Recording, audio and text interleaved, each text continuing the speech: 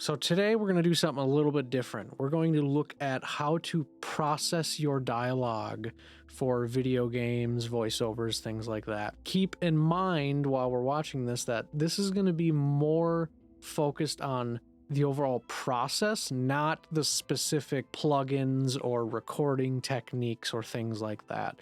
The idea is that you can watch this video and then go and use whatever tools you have and follow it kind of as a guide to know what to do and why you're doing it.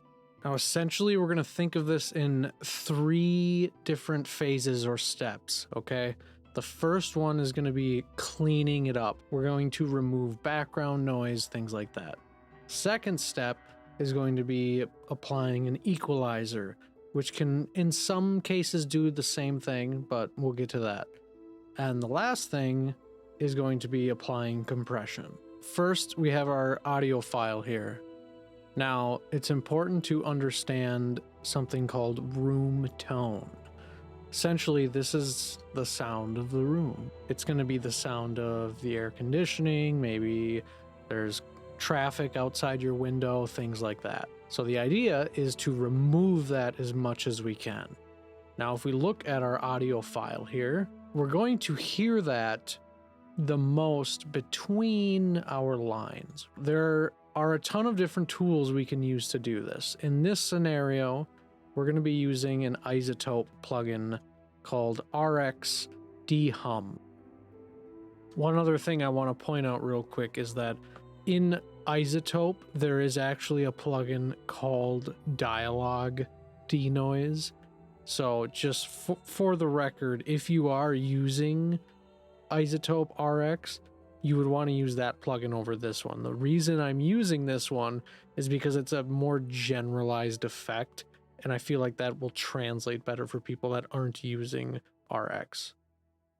Even just in the RX suite from iZotope, there's like a million different plugins we can use to kind of achieve the same thing. So essentially what we're going to do is we're going to capture some of that room tone, and our plugin is going to analyze that and remember it. And then it will take that and remove it from the rest of the audio file. Now, in a perfect world, we are going to have a sample of just that room tone. This is something that is done during the recording process, which is a completely different topic. If you don't have the room tone, what you do is you take your line of dialogue and you find a spot where there's no talking and there's a consistent, even sound. So if we give this a listen. They don't come in here. They're too high and mighty for that. They don't. So if you hear there's some breath noises and things like that. We don't want to use that part. They don't come in here. They're too high and mighty for that. So right there would be a good spot. If we listen to it again, there's no breath noises. There's no chair squeaking or anything like that. So if I loop it, you'll be able to hear. So it's just a seamless, steady sound. Now, we do have the room tone isolated, so I'm going to use that just for the best possible outcome. And if I play it, it sounds the same. It sounds like this. So what we're going to do is hit this learn button, and it's going to listen to the room tone here. So I'm going to hit play, and I'm going to hit learn, and just let it go for a few seconds, and that should be enough. And I'm going to click it to make it stop. And now you see here, it's added all of these lines, which are called bands. Each one is kind of pinpointing a specific frequency that it's hearing. In this particular plugin, it's not going to do much in this case, but you can see it adds a little band right here. So it just gives you some control over how precise you want to be. Now you want to be careful because with plugins like this, you can completely destroy the sound if you go too hard with it. This is going to be a case of less is more. The best possible scenario is that the audio is recorded as nicely as it can be. But of course, that's not the reality for most of us recording at home. So what we're going to do is we're going to very conservatively peel back a little bit of that room tone, because there are other ways in this process that is going to help mask that sound. So we don't want to go overboard with this quite yet. Okay, so first I want to just show you the actual difference that this is making. So I'm going to go back to that part that I'd looped. And when I hit play, I have this sensitivity here turned all the way down, which means it's not going to apply the effect at all. If I hit play, you'll hear it like we did before. Now what I'm going to do is I'm going to hit play and I'm going to slowly bring the sensitivity up, and you're going to hear part of the noise disappear. It's not going to remove all of it, but you'll hear that lower hum slowly fade out.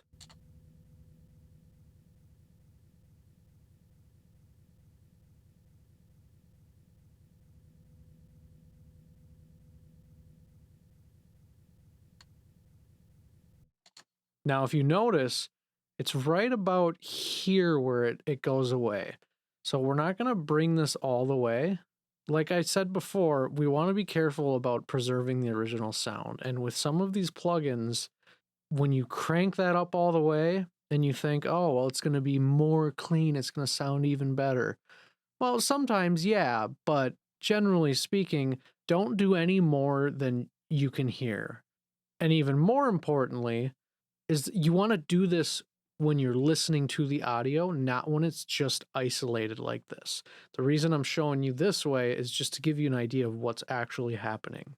I'm going to do it again, but I'm going to play with this as he's talking. They don't come in here. They're too high and mighty for that. They don't come in here. They're too high and mighty for that. They don't come in here. They're too high and mighty for that. All right, so we've pretty much removed that low hum. So now we're going to move on to the second step, which is going to be EQ. So now here's our equalizer, and you may have seen this before.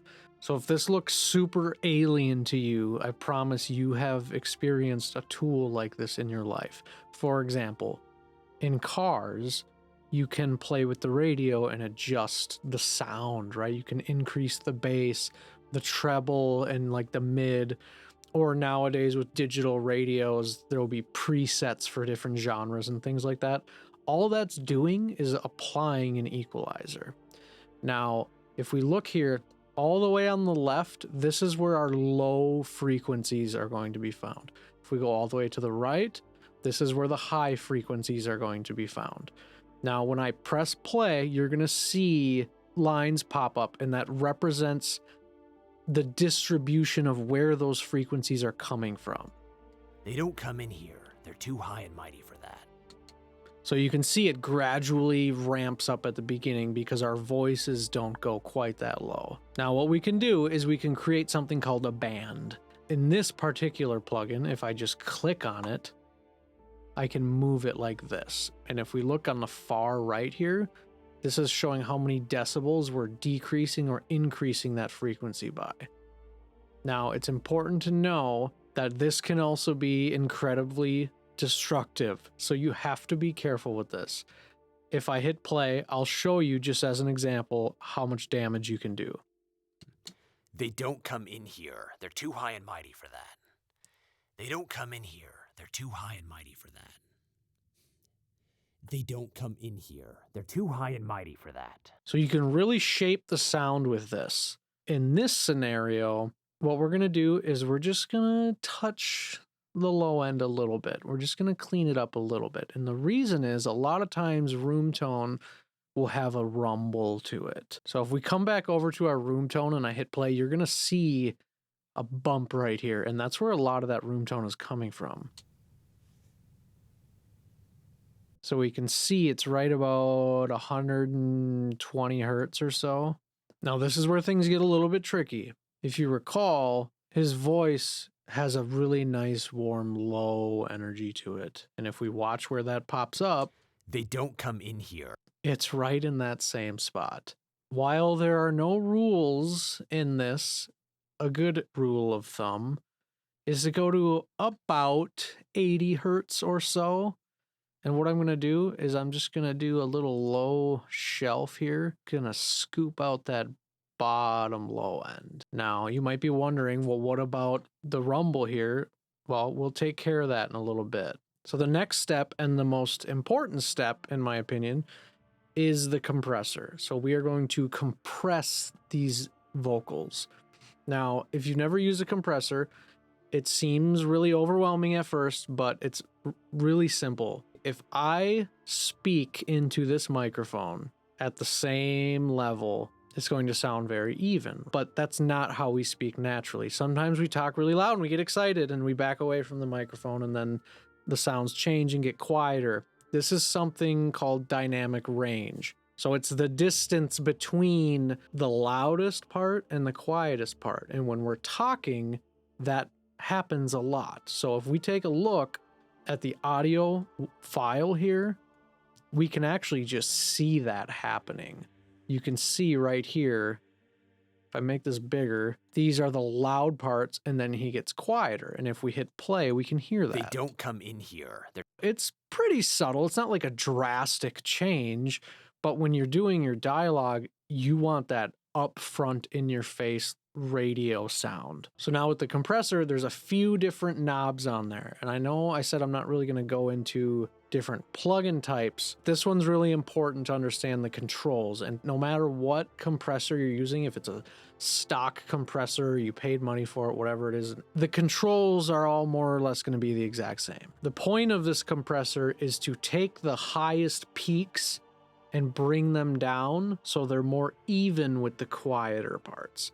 So this is what's going to make that polished, even sound. And the way we do this is by setting a threshold. And the threshold tells the compressor at what level is it going to start doing that. So here's our compressor. This is just a Logic stock plugin. And I want to use this one because there are two different ways of metering or viewing the compression and what's happening. So you'll see this one where there's an actual needle that moves. And then there's another one that's an actual graph.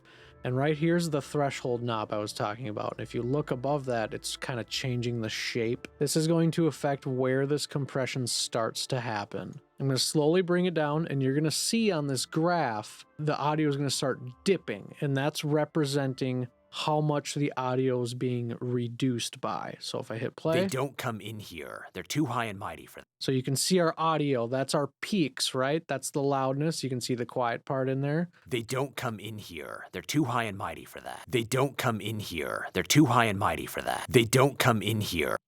So now you see these white lines coming down. That's compressing it. They don't come in here. They're too high and mighty for that. They don't come in here. They're too high and mighty for that. They don't come in here. Now, when you play with the compressor, it can affect the overall volume levels. It can make it all sound quieter, or it can make it sound louder depending on the plugins and things like that. So usually they will have something called a makeup gain. Right here, it's just called makeup. This is just a volume level within the plugin, so you can offset that difference in sound. So as you could hear in this one, it sounds much louder if I turn it on and off. They don't come in here. They're too high and mighty for that. They don't come in here. They're too high and mighty for that. So I'm going to use the makeup gain, and I'm going to bring it down to try and make it even to where it was. They don't come in here. They're too high and mighty for that. They don't come in here. They're too high and mighty for that. Little more. They don't come in here. They're too high and mighty for that. They don't come in here. They're too high. Okay, so now we're basically at the same volume level. The changes that this is making are going to be hard to hear unless you have headphones or some really nice speakers, studio monitors. If you're just listening on your phone, you're probably not going to hear much of a difference. But basically what is happening to the sound here is it sounds like it's taking the body, the fullness of the voice, and it's pulling it forward, and it's making it sound upfront and powerful. So I'm going to turn it off for the first time. And then the second time it's going to play through, you're going to hear it again. They don't come in here. They're too high and mighty for that. They don't come in here. They're too high and mighty for that. And one more time. They don't come in here. They're too high and mighty for that. They don't come in here. They're too high and mighty for that. And so that's what the compressor does. It evens things out. Now, we can go crazy with these controls. The other simple controls to keep an eye on. So the ratio is going to choose how much it reduces by. So for the ratio for dialogue, we're going to keep it between 2 and 3 roughly. We don't want to go too crazy with it or it's going to start to sound weird. The last two controls I'm going to talk about here are attack and release. And this is going to adjust how quickly it starts to compress and how quickly it starts to release the compression. So you can play around with that as well if you want to. Now there is one more thing that we can do that I highly recommend. So I guess there's actually 4 steps. I lied. Now a gate is similar to a compressor, except it turns off the sound when it reaches a certain threshold. Now this is how we're going to get rid of that other part of the hum and the room tone that I was talking about earlier. Room tone is relative to what's happening around it. So if I'm closer to the microphone, you're not going to hear as much of the room tone. If I'm further away, you're going to hear more of the room tone. We can sort of trick our ears using a gate. And the way this works is it's going to mute all of the sound when he's not speaking. And as soon as he speaks using the attack and release threshold, just like on the compressor, it's going to quickly open back up and you're going to hear his voice come through. And as soon as he's done speaking, it's going to go silent again. So what happens is even though there's technically a room tone while he's speaking, you really can't tell because his voice is so much louder than the room tone. So here we're going to demonstrate. If I don't have the threshold set correctly, this is what it's going to sound like. They don't come in here. They're too high and mighty for that. So you see how it's cutting in and out. It's because we have it set too high. So I'm going to bring this down and you'll hear it'll stop cutting out as much. They don't come in here. They're too high and mighty for that. They don't come in here. They're too high and mighty for that. They don't come in here. You could also manually go in there with like the blade tool or whatever tool you have in your DAW, and you could sculpt it all out as well. But a gate is essentially going to just automate that whole process for you.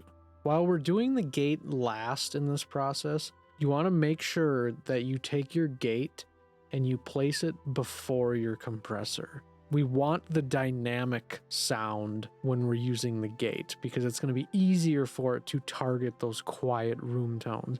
If we compress it first, it's going to be harder for it to hear that difference because there isn't as much of a difference. So keep in mind, if you were looking at my channel strip and saw that it was at the end, just keep in mind that that's not where you would actually place it in your signal chain. So now we're going to try one more dialogue. I think it'll give you a good idea of how to apply this process again as a whole. They're a troubled lot, all of them. Best to keep to the good folk. So the first thing we're going to do, we're going to get rid of that room tone. Once again, I have the room tone file, which sounds like this. So I'm going to take my dehum plugin. I'm going to click learn and hit play. And once again, it's analyzing, capturing that sound. Hit stop after a few seconds. And now here it is. And we're going to use the sensitivity to adjust it if we listen very carefully. Sometimes if it feels like it's not doing anything, your plugin might have additional settings. So for example, in this one, there's this filter cue. And as I adjust that, you can see it affects it even more. It just brings it back a little bit more. Now, again, you want to try and do this as you are editing. You want to try and do this with the dialogue playing as well, so you're not doing anything too unnecessary. But you can also come back to it at the end and bring it back. For the sake of this video, we're not going to spend all this time on it. Next, we're going to open up our equalizer.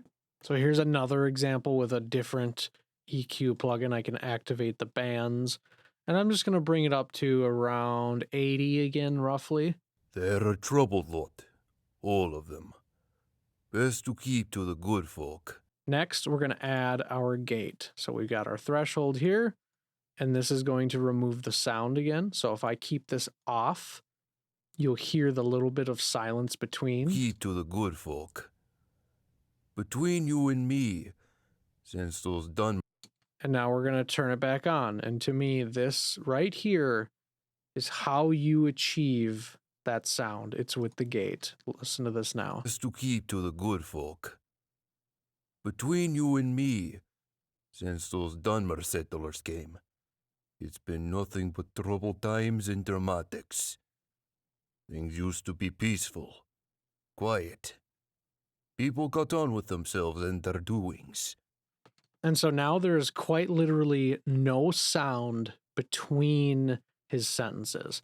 Next, we're going to open our compressor. From here, we're just going to use a preset just to show you how quickly this can be done. So I'm looking on here, we got all kinds of stuff. We'll go aggressive. And now I'll just adjust the threshold. Between you and me, since those Dunmer settlers came, it's been nothing but troubled times and dramatics. Things used to be peaceful, quiet. People got on with themselves and their doings. Now I can play around with this ratio to get a really compressed sound if I want to. If I bring it back down to about 2, and then I'll crank it up, you'll hear and see the difference. Now, these Redren don't want peace. They just want a piece of everything. Cursed a lot of them. They're a troubled lot, all of them. Best to keep to the good folk. Between you and me. So now we got a pretty good sound. Again, when in doubt, just play around with the knobs and see what you find. The dialogue should sound perfectly clean and crisp, and it's compressed, so it should be up front in your face, and we use the noise reduction, in this case the de-hum plugin, to remove all of that. And now we have clean dialogue. Best to keep to the good folk. Between you and me, since those Dunmer settlers came, it's been nothing but troubled times and dramatics. That's how you can go in and follow this process to process your dialogue, I guess. Thank you for watching. If you enjoyed this video, please subscribe. And if you have any questions, jump down in the comments.